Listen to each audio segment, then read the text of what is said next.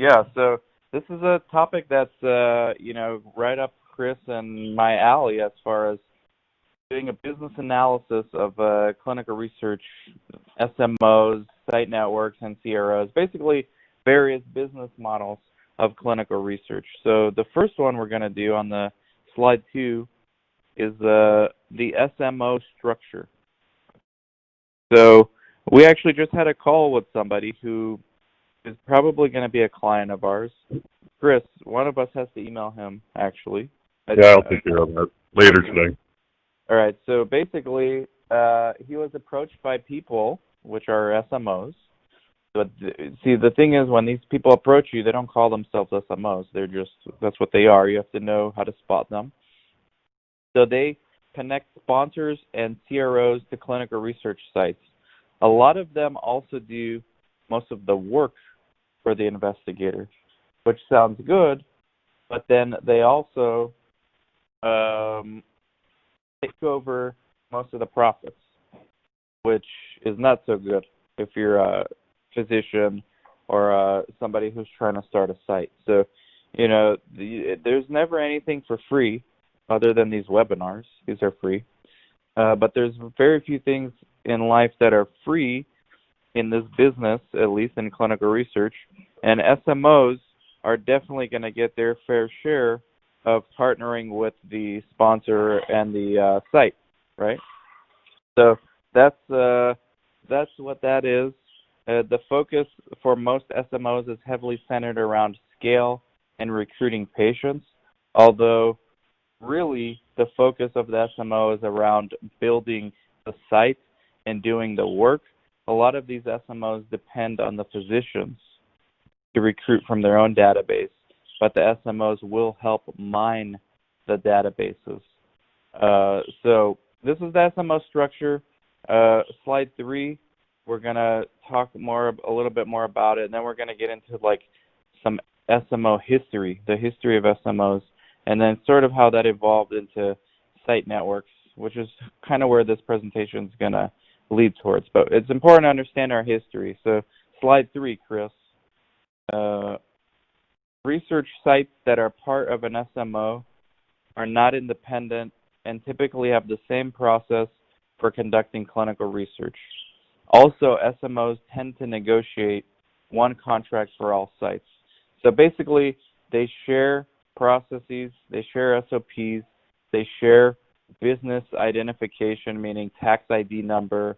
This is usually the SMOs are one company, and then all the sites underneath them report to the mothership, to the one company. The mothership, eh? Yeah, so this is a model that was used in the 90s and early to mid-2000s. It kind of fell out of favor. We're going to talk about why.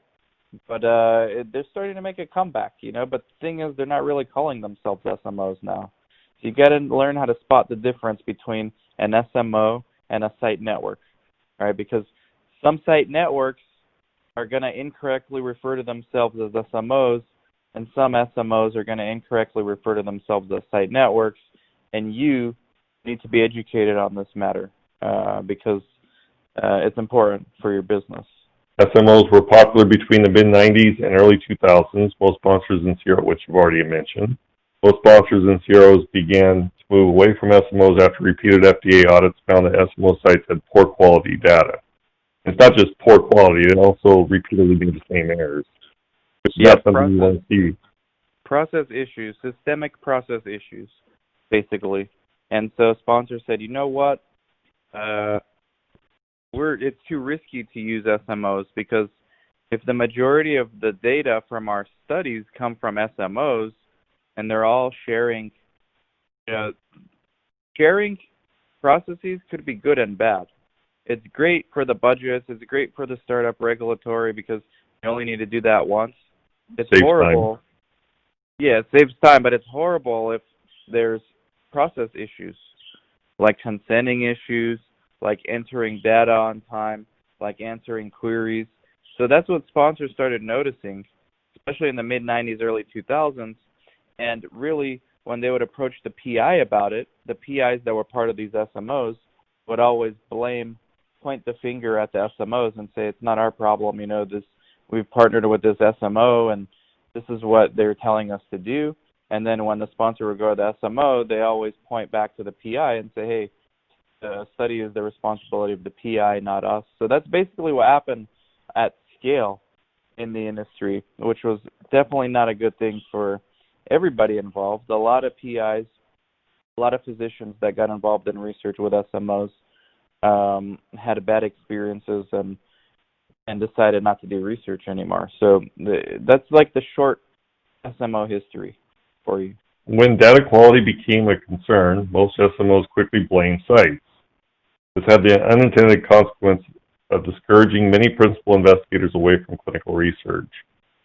And sure, if you're blaming, if your management organization is blaming you directly for errors, especially when PIs are somewhat research naive, I would assume, they're going to be less inclined to work on research. Yep.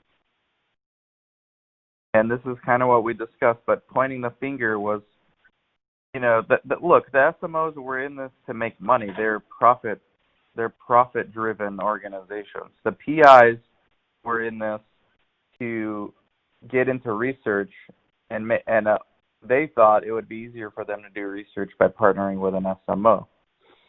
The thing is, both of them were right, but the execution was terrible, right?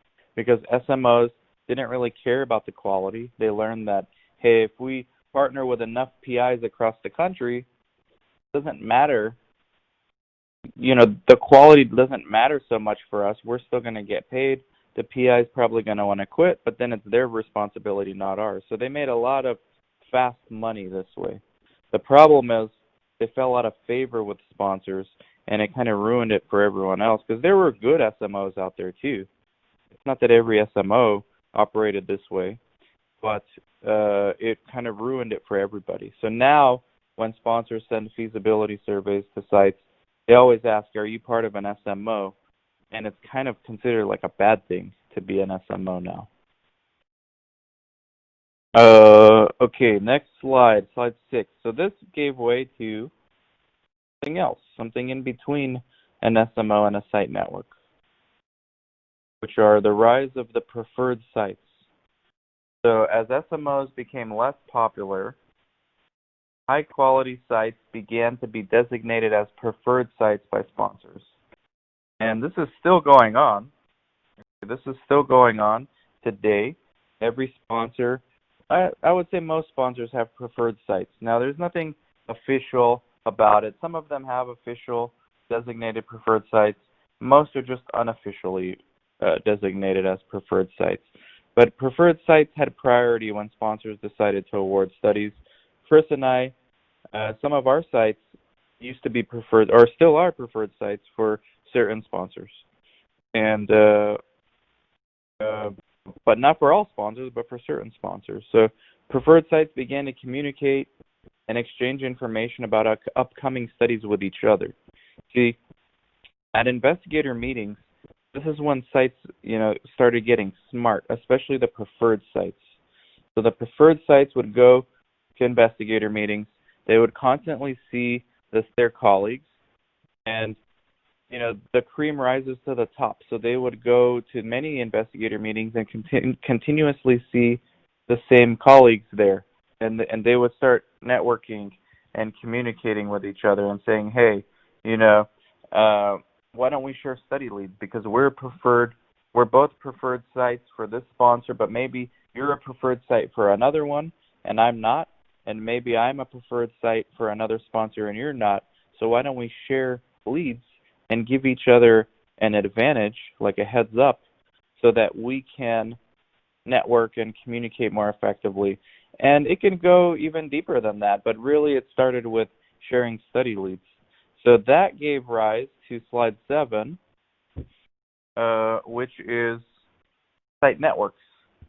And these are, unlike SMOs, these are loose associations between preferred sites or just regular sites, which led to the establishment of site networks. So this is where it's decentralized. So this is where sites can network with one another. You have to kind of be allowed to be part of the site network. Again, it's not like an SMO. It's a loose association. Nobody has to give approval. No sponsor is giving approval for a site network to exist. This is amongst sites themselves.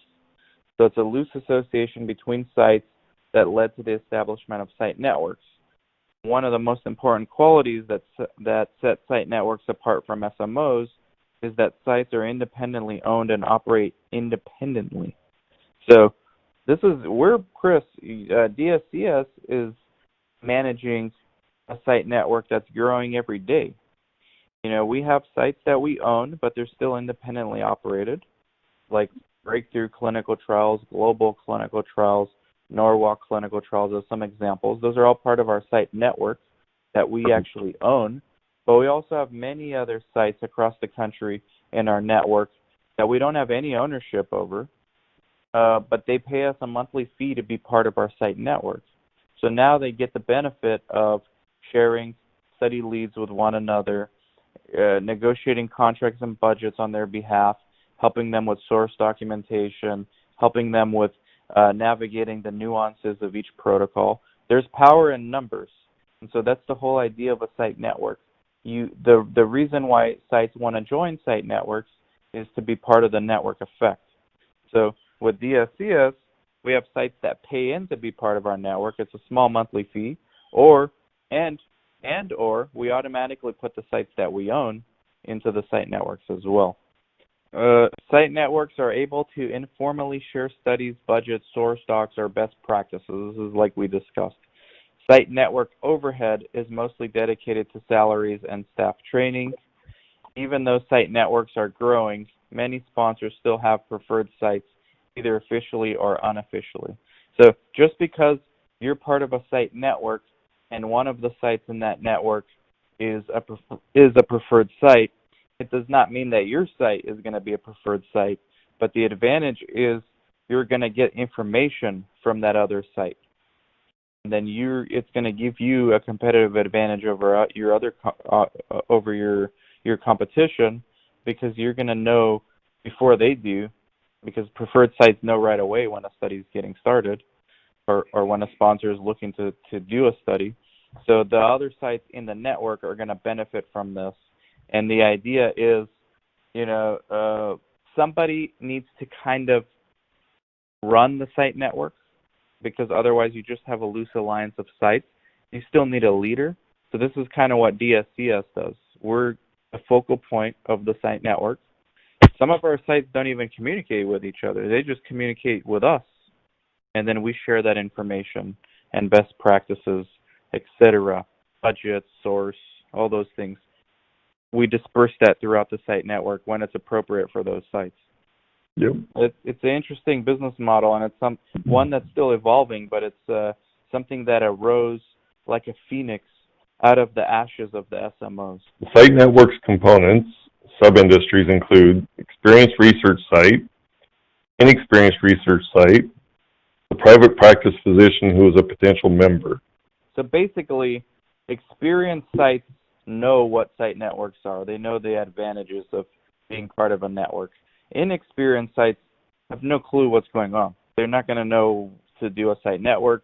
They don't even know site networks exist, much less they're not going to be networking with other sites when they're new. So you're not, as a new site, you're never going to be invited to join a site network. There's just no value. You have no value to give to the other sites in that network. So they're not going to invite you in. And as an inexperienced site, if you want to be part of a site network, you either need to start showing how you can provide some value to some established sites.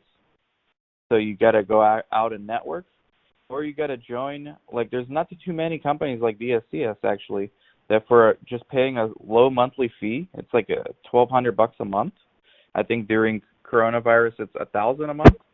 The sites get to be part of a site network, right? So you have both of these models existing right now, and we also have experienced sites in our site network, and you don't need to, you can be in more than one site network. You're not exclusive to just one site network. Your site can join as many site networks as it thinks is necessary. right? So it's just a matter of networking, getting studies, and then even beyond the studies, sharing best practices and resources, such as, hey, what strategies are you using to recruit patients? Hey, what source documents did you create? Can we use the same source document? Hey, what kind of budget did you negotiate? What's your overhead? These are the things that Chris actually does on a daily basis with sites, as well as other people in our organization. All right, so site networks components continued. Experienced sites might be one of the most important components of a site network. These sites are typically involved with patient care and can recruit more patients. As site networks grow, they can invest in site training to improve data quality. But there are site networks like ours, which, will take you on. We charge a monthly fee, but it's very reasonable, and you get the benefits of being part of a site network, and you have full control over your business. If you're an SMO, if you join an SMO, and don't get confused with a site network that actually operates as an SMO. If they own any part of the percentage of the study profits or of your company, that is not a true site network. That's an SMO. Mm-hmm. So, yeah, that's basically the benefits of being in a site network. Now, there's on the next slides, we're going to talk about like sponsor benefits of using site networks, because there are many. And so slide 11, we're talking about sponsor benefits from site networks. So site networks allow sponsors or CROs to identify many quality sites at once. So it's basically the best of both worlds for the sponsor. It's basically using the SMO model of streamlined approach to getting study startup and getting feasibilities and all those things, budget negotiations. But then it's also without the negative aspects of SMO. So without, the sites don't really share, the sites share best practices, but they don't necessarily share processes, right? So best practices is just a suggestion. This is what our site's doing for this particular visit of this protocol, as an example, as opposed to an SMO, which would dictate exactly the process that the sites need to use. It's a very different situation. So the sponsor actually gets the benefit of both streamlined approach and each site independently operating its own processes. And should any of these sites be audited by the FDA, the site network's kind of invisible. Like, the FDA doesn't even know that a site network exists, because remember, with the site network, there's nothing really formal. There's nothing really in writing that says you're part of a site network. I mean, it's just email correspondence usually between sites. So unlike with an SMO where there's contracts that are part of the same SMO, the FDA will then audit all the sites in that SMO. Well, and a site network is kind of like an invisible force that connects the sites together, but is invisible to regulators for the most part. It's a very important point for sponsors, a strength for sponsors. And actually, after this call, here's how important site networks are. After this webinar, we have a call with a sponsor who wants to talk to us about our site network. Yeah, a larger sponsor. Yeah, for these same reasons that we're outlining here. Yep. All right, slide 12. So more sponsor benefits. So sites in site networks function independently and do not replicate systematic errors. An FDA audit would not find the same problem at every site within the network. Matter of fact, the FDA, like I said, wouldn't even know that a site network exists because they're informal. They're not, there's nothing like laid out in documents. And that's basically what this slide is discussing, the invisibility cloak of site networks. It's actually a very underrated strength. Effects of site networks. Last slide, guys, by the way. Last slide. All right. Academic medical centers, AMCs, are starting to see the benefits of associating within a site network. Sponsors are starting to see the value that site networks offer. Sites within a site network are able to learn from each other to meet sponsor expectations. So I mean, basically, you've already covered all of it, right? Sites within a site Yeah. network are able to learn from each other. Of course, they share best practices, Mhm. um, along with other key components of research.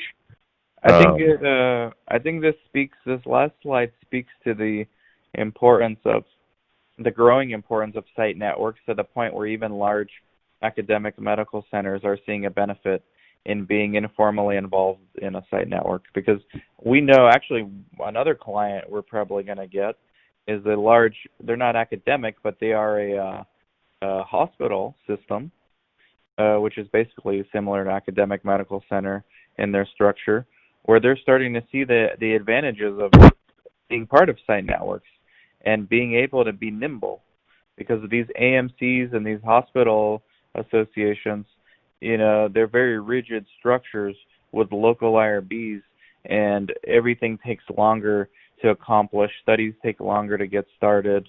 They're doing a lot of different things. Their resources are being pulled in different directions.